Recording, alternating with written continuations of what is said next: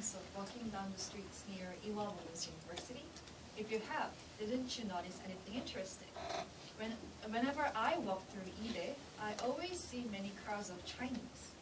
Nowadays, it seems like the Chinese tourists have outnumbered the Japanese tourists, who used to be the #1 tourist in Korea, as you guys may know, right?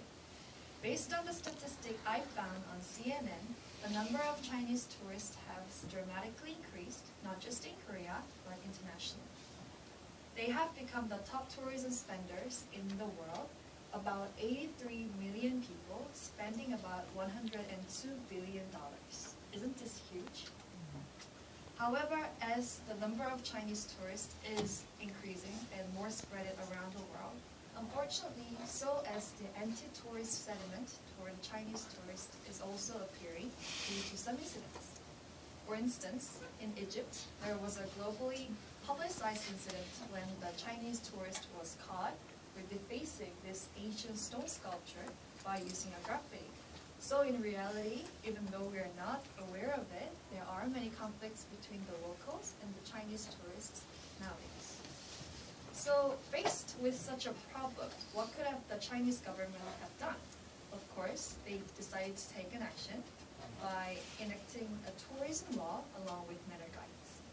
So what happened was that during the State Conference Council, the Vice President of China decided to he stressed the importance of projecting a good image of Chinese in outbound areas with encouragement of improving the Chinese tourist behavior in tourism.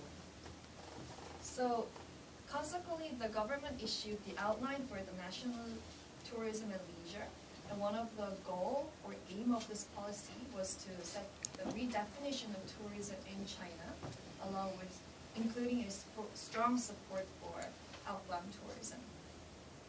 And more specifically, the Article 14 of this policy states that tourists shall observe public order and respect social morality in tourism activities, respect local customs, cultural traditions, and religious beliefs, care for tourism resources, protect the ecological environment, and abide by the norms of civilized tourist behavior.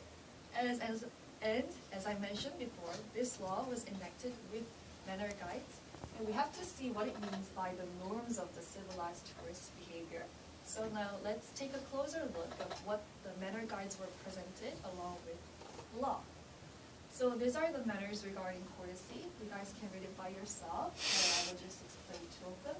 So when the Chinese tourists are using toilets, they are not recommended to occupy the public toilets for a long time. And they have to flush after using it. And they are not recommended to leave any footprints there. And also when they're in a show, they have to respect the performance by clap after the show has ended, or even if the performer makes mistakes on a stage, they should be understanding, not cheer or whistle. And secondly, there are also manner guides regarding the cultural considerations. I found this very interesting because in Korea, the Chinese tourists are not recommended to pick up their chopsticks before the other senior does, or they have to face sideways when they're drinking alcoholic beverages like we do. And also in Spain, the ladies are recommended to wear the earrings, because if they don't, I guess it is same as going out naked. So in concluding remarks, I was very surprised by how much the Chinese government strived to make the good image of China internationally. I think it was a brilliant idea of Chinese government to come up with such a unique tourism law along with the manner guides, which would work effectively in reducing the number of incidents regarding the Chinese tourists.